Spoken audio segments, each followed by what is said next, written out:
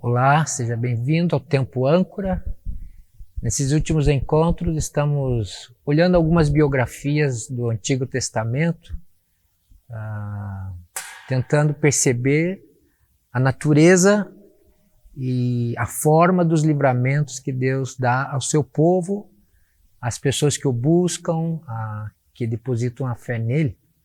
Então nós, semana passada, olhamos o grande, talvez, e maior livramento do Antigo Testamento, o povo de Israel saindo da escravidão do Egito e atravessando o Mar Vermelho e recebendo de Deus, então, um verdadeiro e extraordinário milagre, né?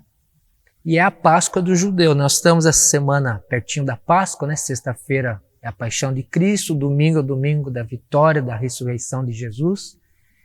Então, lembrando que a Páscoa cristã, que Jesus inaugura, institui, está dentro, na época da Páscoa do judeu. E a Páscoa do judeu é a passagem, né? A passagem do anjo exterminador, o anjo da morte, sobre o Egito, na 10ª praga, e aonde houvesse a pintura no umbral do sangue de um cordeiro, o anjo exterminador não levava o primogênito, o filho mais velho.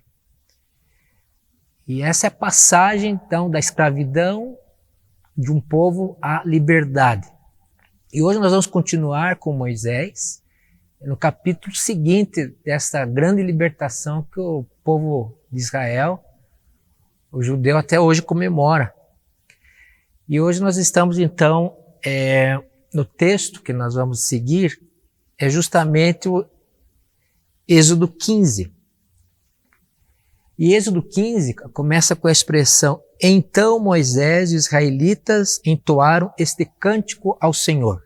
Essa palavra então é uma consequência. Então Moisés e os israelitas começaram a fazer o cântico de Moisés, como é traduzido. E você sabe que na Bíblia há vários momentos onde há um cântico em meio à tragédia ou em meio à solução, à resposta, ao livramento. Um cântico muito famoso é de Maria, ali em Lucas, onde o anjo diz que ela vai ser mãe do Salvador e ela faz uma Magnificat, que a minha alma engrandece ao Senhor, meu espírito se alegra em Deus, meu Salvador. Ao cântico de Zacarias, ao cântico de Ana, ao cântico de Moisés. E aqui a situação que nós estamos lendo no 15, então quer dizer que é uma ação reflexiva. Após o grande livramento do exército de Faraó, que o Mar Vermelho sucumbe, destrói os inimigos, então Moisés faz a sua oração de ação de graças, né? Uma oração de louvor, de reconhecimento, de engrandecimento a Deus. Não sei você, mas a maioria das minhas orações, a maioria dos cristãos, a sua oração ela é alicerçada sempre na petição, na súplica. E hoje nós somos muito levados pela crise multidimensional que nós temos, nós somos levados a orar a súplica, a petição, né? A clamar a Deus, interceder por irmãos, interceder pela nação, interceder por nós. Mas a Bíblia ela é rica em essas expressões também de adoração. Além dos salmos, esses cânticos são a marca das narrativas das pessoas que estão caminhando com Deus nos maus momentos da escravidão do Egito e nos bons momentos onde Deus abre o Mar Vermelho para nós atravessarmos. E você pode dizer, mas eu não sou poético, não sou músico, mas aqui nós estamos falando algo além da arte, além da voz poética, da poesia, além de Davi, que é um grande poeta, músico, né, que tem aquela força de expressão. Os cânticos da Bíblia é mais ou menos assim. Quando a gente era criança, você ouvia aquelas histórias o final das narrativas era mais ou menos isso, não é? E aconteceu isso com o personagem e ficaram felizes para sempre. Alguns casaram e ficaram felizes para sempre, ou ficaram felizes para sempre. Na Bíblia, as narrativas terminam com bendito seja o nome do Senhor. Isso é um cântico, uma voz de gratidão, de exaltação, e nem sempre em tempos de bonança, de paz, de vitória da guerra, de livramento. Às vezes esses cânticos são colocados porque entende-se que Deus está nos visitando. E o cântico, essa oração de adoração, de louvor, de ação de graças, pode ser o título do nosso estudo. Senhor, quero me alegrar contigo. Entenda você que você pode ter recebido uma má notícia, você está mergulhado talvez numa depressão devido à pandemia, ou pelas perdas, um garanhão diagnóstico ruim, assustador, porque às vezes nós olhamos, né, conforme o diagnóstico, pensamos em sofrimento, em morte, talvez a desilusão, talvez uma tristeza crônica e que já havia antes da pandemia e agora está mais forte. Essa frase, Senhor, quero me alegrar contigo, é o espírito dessas orações escritas no Velho e no Novo Testamento. Senhor, eu quero me alegrar contigo. É um convite da alma buscando ao seu Deus e Senhor, a verdadeira alegria, a paz está na tua pessoa. Eu preciso me achegar a ti para poder sorrir ou poder parar de chorar, ter paz, poder me aquietar e descansar na tua presença. Senhor, quero me alegrar contigo. É o tema da Páscoa, né? Porque a cruz é aquela doação do amor de Jesus por nós. Então nós podemos lembrar da paixão até com certo dor no coração por ver o Salvador se entregando a mim, uma pessoa tão pecadora que eu não merecia, mas por graça deu. O sábado passa e o domingo cedo a ressurreição. Senhor, então eu posso me alegrar contigo.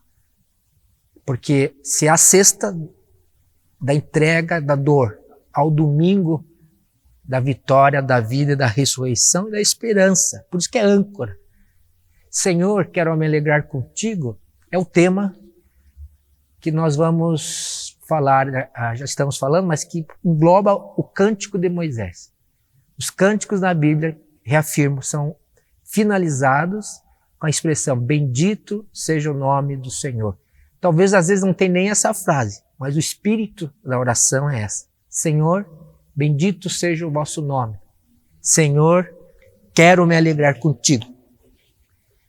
Voltando para o texto de Êxodo 15, eu vou para o final dele e vou fazer o caminho inverso, levantar alguns pontos dessa valor da oração, o cântico de louvor, de ação de graças, né?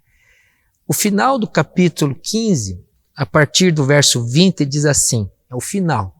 Então Moisés e o povo estão cantando o grande livramento que receberam. Então Miriam, a profetisa, irmã de Arão, pegou um tamborim e todas as mulheres a seguiram tocando tamborins e dançando. E Miriam lhes respondia cantando, cantem ao Senhor, pois triunfou gloriosamente, lançou no mar o cavalo e o seu cavaleiro. Esse é o estribilho do cântico, que está repetido no final e estará mencionado no começo da oração. Essas mulheres, com música, com instrumentos, com danças, o povo reunido em torno da vitória recebida, cantam a Deus.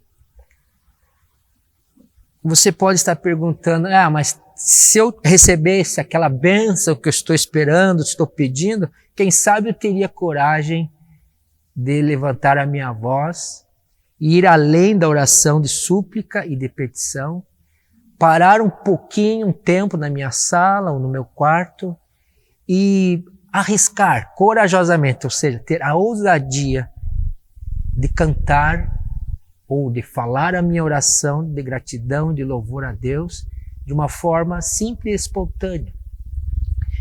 Nós precisamos, de certa forma, como Miriam parece que está aqui, com toda a liberdade, espontaneidade, cantando e dançando, levando as mulheres do povo a fazerem esse refrão, que é o refrão da oração, que o Senhor lançou no mar o cavalo e o cavaleiro. Ele triunfou gloriosamente.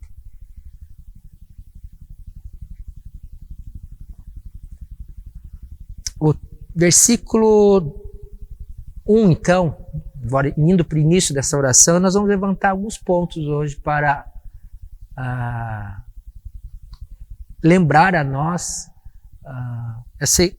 essa base da oração de louvor e de gratidão. Cantarei ao Senhor, pois triunfou gloriosamente, lançou no mar o cavalo e o seu cavaleiro. O começo do cântico é a repetição do que está no final do cântico. Ou o final do cântico está na repetição do que é no começo. É como se fosse um coro, um estribilho, a ênfase.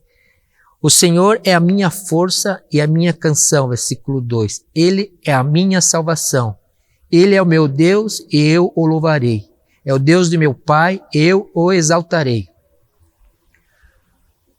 Toda iniciativa humana de glorificar e exaltar a Deus não é porque Deus é vazio ou precisa de adulação, mas a oportunidade de cantar, de entoar, de exaltar, de exultar, de glorificar, todos esses verbos mostram uma atitude de engrandecimento do outro grande, que é o Deus. E aqui você vai notar que a expressão meu é muito repetitiva. O Senhor é a minha força, é a minha canção, a minha salvação, o meu Deus. Não tem como existir uma relação de ação de graças, de louvor, adoração, engrandecimento, né? Não há como pensar e sentir e proferir uma oração a Deus, um cântico, se você não tem uma relação íntima e pessoal, dizer, Ele é meu Deus, é a minha força, é a minha fortaleza. Você sabe que os salmos estão cheios dessas expressões, dessas orações, desses cânticos. Você sabe que Davi também, ele sempre traz as suas orações, seus cânticos para o culto ou para as cerimônias, as festas, mas ela inicia-se no coração dele como homem, meu Deus, meu Pai.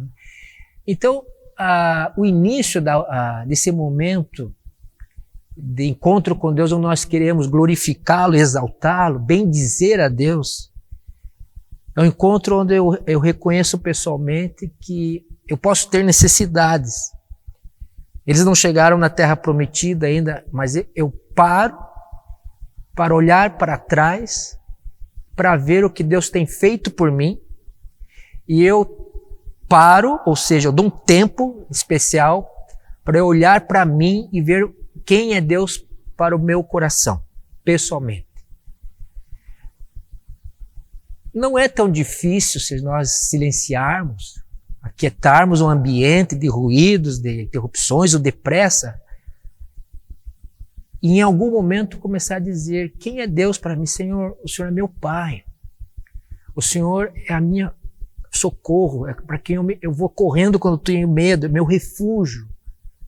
Senhor Jesus, o Senhor é a minha paz. E se você não tiver pressa, não precisa ser poeta e nem ser um produtor de cânticos ou lindas orações, você traz de dentro de você aquilo que você pensa e sente em relação a Deus. Quem é Deus na sua intimidade? Qual é o nome de Deus? Então o invocativo é o início dessa oração e ele é recheado, ele é plenamente pessoal e é único. Então Moisés, nessa construção da sua oração, que é uma oração pública e coletiva, onde o povo está participando dessa cena, ele mostra quem é Deus para a vida dele.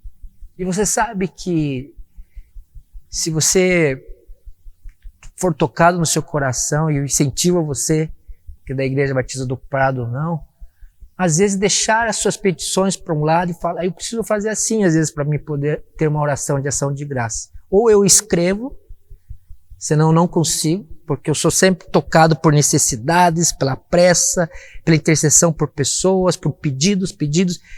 Eu preciso parar de, Senhor, agora eu quero dizer algumas verdades do meu coração. Quem é o Senhor para mim? O Senhor é a minha única esperança para esses dias difíceis. O Senhor é quem tem feito maravilha. Você fala sobre quem é Deus, mas também você vai ver que isso vai unir pelo aquilo que Deus já fez na sua família, na sua história, na igreja, as próprias respostas das suas orações. Então nós misturamos o caráter de Deus nessas frases de cânticos de louvor, de engrandecimento, a pessoa e o caráter de Deus, mas as intervenções e os livramentos que Deus já tem feito na sua família, na sua casa. Enriquece muito se você abrir nos Salmos e ser ajudado. Se você pegar o Salmo 146 a 150, que são os últimos, esses salmos começam com a palavra aleluia e terminam com a palavra aleluia. E o conteúdo deles são expressões como esse cântico de Moisés. Expressões, aleluia, louvai ao Senhor, certo? A palavra, louvado seja Deus. E ele vai dizendo quem é Deus e o que Deus tem feito. E chamando os animais, as estrelas, os cosmos, todo ser vivo que respira, louve ao Senhor. Mas precisamos iniciar essa expressão de admiração, não é verdade? Ah, mas o contexto não está nos ajudando. Claro que não está. Então, a segunda característica da oração, mas nós temos que dar o início, start parte do nosso coração. O versículo 6, o cântico parte dessa linguagem pessoal dizendo quem é Deus, meu isso, meu aquilo, minha. E ele vai dizer, o Senhor, a tua mão direita foi majestosa em poder. Senhor, a tua mão direita despedaçou o inimigo. Em teu triunfo grandioso derrubaste os teus adversários. Enviaste o teu furor flamejante. No 11, eu vou deixar o 11 para daqui a pouco, vamos ficar aqui só no 6, eu li o 6 e o 7. O 6 e o 7, ele já faz aquela ponte pela mão do Senhor. O meu Deus, agora ele começa a citar a mão de Deus, a mão do Senhor. A mão do Senhor é a ação de Deus. A mão do Senhor representa a intervenção divina. As mãos do Senhor é quem eu posso entregar os meus pedidos, entregar as minhas súplicas, mas também a mão do Senhor é aquela que já agiu e eu posso reconhecê-la em gratidão, olhando para trás e dizendo, foi a mão de Deus que me consolou. É a tua mão que está me sustentando nessa crise. É a tua presença maravilhosa que já fez isso na minha vida. Então, rememorizar, relembrar, trazer à memória aquilo que pode me dar esperança nesses dias maus. E aquilo que pode te dar esperança nesses dias maus é a boa mão de Deus que continua poderosa, como diz o texto, misericordiosa. E ela age, ela é forte, ela é suficiente para fazer aquilo que lhe apraz. E esse cântico, eu não vou ler todas, ele vai relatando as intervenções, vai relatando o poder, vai relatando a grandiosidade, a ponto de no 11, então nós vamos dar um salto nessa oração, o autor aqui do livro de Êxodo, que possivelmente seja o próprio Moisés, faz uma pergunta que é mais que retórica, é uma pergunta educativa. Ele pergunta, mas já sabe a resposta. Perceba bem aqui no 11. Quem entre os deuses é semelhante a ti, Senhor? Quem é semelhante a ti? Majestoso em santidade, terrível em feitos gloriosos, autor de maravilhas? Estendeste a tua mão direita e a terra os engole. Com o teu amor conduzes o povo que resgataste com a tua força. Tu o levas a tua santa habitação. Quem é semelhante a ti? O caráter maravilhoso e o caráter dessa pergunta é uma pergunta aberta, está dizendo, mas a quem eu posso comparar a majestade, as maravilhas e a grandiosidade de um Deus que livra por amor, que intervém por graça? Não sei se você pode colocar a sua visão hoje, ou a sua expectativa, ou se nós podemos colocar as nossas esperanças em algo, ou em alguém, ou em algum movimento, ou em alguma postura, ou em algum partido político ou ideológico. Em quem podemos perguntar, dizer que faz maravilhas e que pode responder à súplica, ou que já olhando para a gratidão dizer, mas o Senhor já fez tanto e vai fazer algo por nós. Então, esse versículo 11, a resposta é: ninguém há como Deus. Não há no céu, não há na terra, não há no mar, como diz aquele cântico, não há Deus além de ti. Não há outra pessoa ou outro ser que eu deva me prostrar, deva entoar louvores, deva adorar, devo confiar nesses tempos duros e esperar maravilhas e feitos grandiosos. Os salmos dizem que Deus faz proezas. Essa palavra proeza dos salmos semelha-se ao versículo 11, a palavra maravilhas.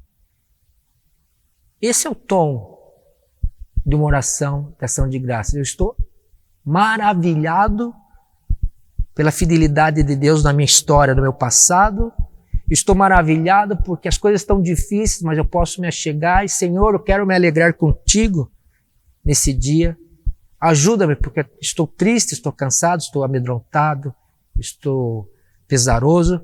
Mas, Senhor, nesses 10 minutos que eu estou aqui em silêncio, sozinho contigo, ó Espírito de Deus, me ajude a aprender a exaltar, glorificar teu nome em frases, em palavras, com as minhas emoções, com a minha razão. E eu quero me maravilhar na tua presença. A oração é o encontro da nossa condição humana com a presença trinitária. E é o lugar, a oração, os cânticos de oração, como oração de gratidão, como nós estamos falando, é o lugar de eu ficar com a minha alma impactada, porque existe um Deus que me faz sentir, me faz ver. Como é que eu posso ouvir e ver a Deus hoje? Através da meditação das Escrituras e do encontro em oração. Ele está aqui. Ele está no seu coração. Ele mora pelo seu Espírito. Então, Senhor, quero me alegrar contigo. É uma dádiva, é um presente que a presença de Deus nos dá àqueles que o buscam de todo o coração. Você pode estar perguntando, mas será que tem momentos na Bíblia onde as pessoas estão passando sufocos terríveis e eles conseguem ter essa admiração e entusiasmo que você está falando por Deus ou pela própria vida? Será que há momentos que eles exultam, glorificam, bendizem a Deus? Porque aqui no Cântico de Moisés foi um grande livramento. Mas será que aqueles momentos maus, momentos escuros, que Cristo pode ser aclamado com vitória, um grito, um brado de vitória e alegria? Sim. Eu peguei há vários encontros do Novo Testamento, onde existe uma palavra que eles chamam na teologia doxologia, de glória de Deus, uma glorificação, uma adoração. Há vários textos paulinos, onde a circunstância de vida dele não eram favoráveis, aprisionamentos, e ele consegue fazer uma janela que faz ele ver que a presença de Deus está ali na sua crise. Um desses textos, e bem famoso, é Atos 16, 23 a 28. Atos 16, 23 a 28 diz assim: depois de serem severamente açoitados, foram lançados na prisão. Aqui o contexto é Paulo e Silas. O carcereiro recebeu instrução para vigiá-los com cuidado. Tendo recebido tais ordens, ele os lançou no cárcere interior, masmorra, e lhes prendeu os pés no tronco. Isso já era por volta da meia-noite, depois de apanhar uma surra violenta. Paulo e Silas estavam orando e cantando hinos a Deus, e os outros presos os ouviam. Até o horário, o narrador do Evangelho aqui eu li Atos, então é o Lucas que escreve Atos, não é? Ele coloca o horário e grifa claramente que a situação era de penúria, de surra, de flagelo, e que naquela situação, talvez já tinham chorado, já tinham gritado com a dor, eles estavam presos lá nas correntes. Os dois missionários fizeram aquilo que o Cântico de Moisés e os outros cânticos da Bíblia nos ensinam. Eles foram para a intimidade com Deus falar, cantar, bendizer, glorificar. Hinos, pode ser os salmos, né? Quem sabe eles recitaram e cantaram alguns salmos, deram algumas palavras, entregando suas vidas a Deus, dizendo: Senhor, nós estamos aqui por amor a Ti, é o Evangelho que nós pregamos, bendito seja o nome do Senhor. Eles não estão fingindo, não estão sendo otimistas. Esperança não é ser otimista. Esperança é as dores doem, a surra machuca, a prisão abate. Mas então agora é o momento de aproximarmos de quem pode ser a nossa paz e a nossa alegria. Qual é o fruto dessa aproximação do cântico nas Escrituras? O fruto é que essa experiência com Deus sossega a alma, tira a ansiedade e o medo, inclusive da morte aqui. Essa presença espiritual de Deus, através do seu Espírito, aqui na cadeia, faz tremer o terremoto nessa cadeia e todas as prisões, as celas se abrem e o carcereiro vai se matar porque ele sabe. E Paulo diz: não, estamos todos aqui, ninguém vai fugir. E realmente não fugiram, ficaram lá. Esse carcereiro se converte. Ora, se é Deus a nossa fonte de esperança, então, nesses dias maus, quem sabe não devemos nos achegar através de palavras de exaltação, de louvor, dizer que a vitória pertence a Deus e que a sua presença pode e deve e vai alegrar e pacificar os nossos corações conturbados, acelerados, taquicardia. Fisicamente, às vezes nós estamos com aquela psicossomatismo, né? A nossa alma trazendo dores ao corpo e vice-versa. As nossas perspectivas de futuro estão cinzentas. Muita oposição. O cântico de Moisés continua, então o louvor e a oração, o cântico de louvor aqui, a oração, tanto em Atos quanto na Bíblia, ele nos liberta de ficarmos olhando só a desgraça. Porque nós olhamos, estamos na situação difícil, mas os nossos olhos nesse momento se encontram com o olhar de Cristo, na compaixão e na misericórdia. E nesse olhando a Cristo e bendizendo quem é o Pai, o Filho, o Espírito, recebendo dele a paz que excede qualquer pensamento e sentimento, que ela guarda o nosso coração, o louvor, como diz aquele antigo livro, o louvor que liberta. O louvor liberta. Ele não soluciona as questões, às vezes, que nós temos que ainda deixar para depois. Mas ele nos liberta de vivermos aprisionados nos nossos afetos de medo, de vergonha, de culpa, de tristeza, de raiva, de desesperança, não é? Ah, que bom que Deus nos liberta. Ele cura as feridas abertas.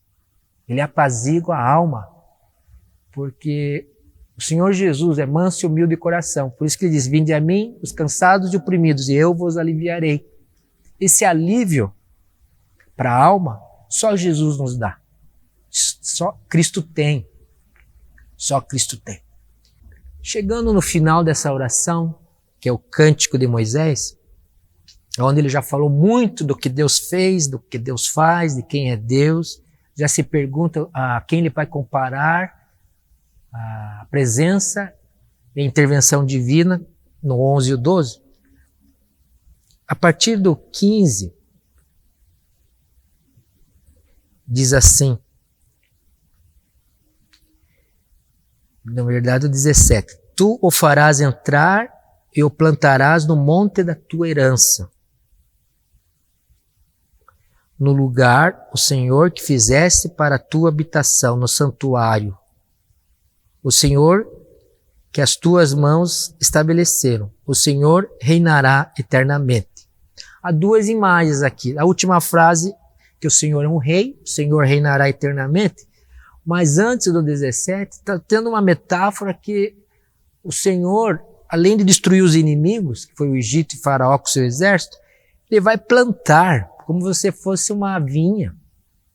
Plantará no monte da sua herança, no monte da sua morada, na habitação, no santuário. O Senhor, nesse cântico aqui, está querendo dizer para nós que, além do que Ele é e além do que Ele faz, pelo seu caráter fiel e misericordioso, Ele traz você para perto e planta para que você se enraize onde Ele mora, como uma videira verdadeiramente plantada naquele terreno que vai frutificar, mas na face, na presença, na companhia do Senhor, do seu Deus. Então, uma figura da botânica, né, dessa coisa da planta, da videira, da árvore, que ela vai se beneficiar de toda aquela presença constante no santuário, na onde Deus habita. E a segunda e última que Moisés escreve e o povo está cantando junto com ele, que ele reinará porque sempre reinou e vai reinar eternamente. Talvez para você e eu seja difícil dizer assim, Deus reina quando o mundo está meio caótico, uma bagunça, uma confusão, parece que as coisas estão do lado avesso. Porque a nossa expectativa é que aqui estivesse tudo já planificado, fosse tudo dosado. Aqui o mundo não tivesse forças anticristãs, anticristo, como o diabo, o mundo, a carne, o pecado, o mal, a presença do mal. Então a nossa expectativa é que às vezes a gente questiona que se Deus, como Deus está reinando, se tem essa bagunça toda na minha vida. Não, aqui não é o lugar, aqui é uma peregrinação, aqui não é o lugar que você vai ser plantado. A planta, nós teremos a plenitude da vida perfeita, é no paraíso, é em um outro jardim, novo Éden que Deus já preparou para os seus.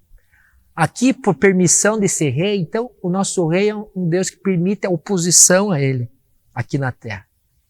Ele é soberano e permite que as forças sejam anticristo. Ele permite a presença do mal e ele permite que o diabo nos tente. Ele permite que nós escolhamos e façamos nossas decisões, o livre-arbítrio. Ele reina, mas dentro do reinado dele, ele condicionou e permite que essa história que nós estamos vivendo esteja acontecendo. Mas ele não perdeu o lugar do trono, ele não perdeu a direção, ele não perdeu os times, os tempos, ele não perdeu as maneiras que ele livra, ele não perdeu as rédeas. Lembre-se que nas histórias do Velho Testamento, que nós estamos olhando e meditando aqui no âncora, num aparente caos, Deus faz frutificar. Depois de 430 anos de escravidão, ele libertou o povo de Deus porque era o momento. E levantou Moisés para isso.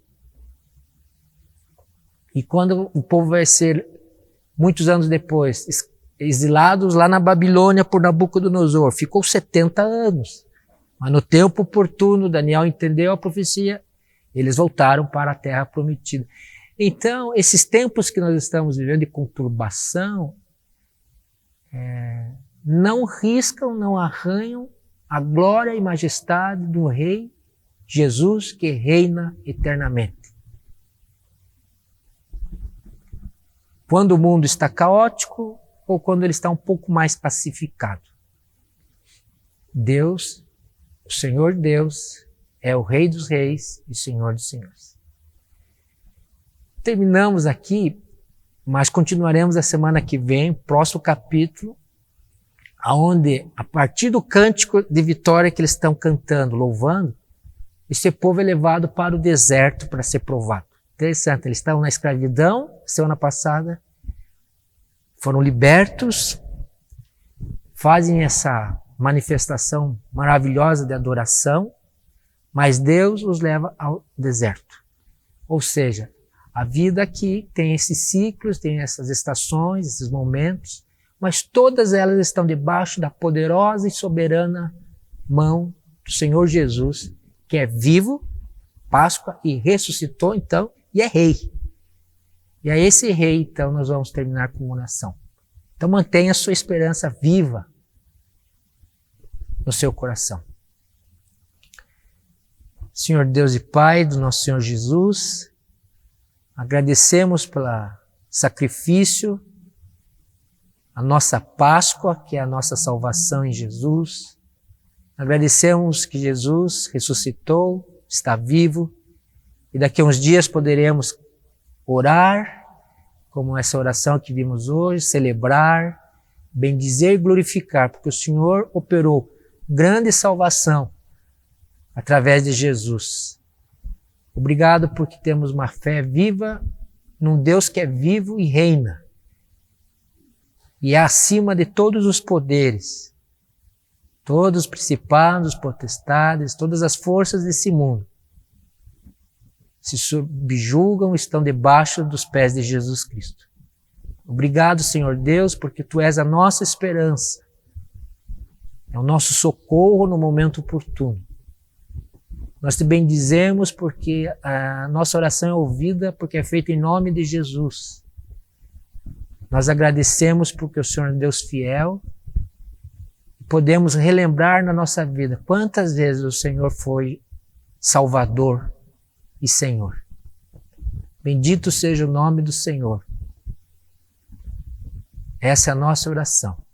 Em nome de Jesus, amém. Terminamos, a semana que vem continuamos com Moisés no Êxodo.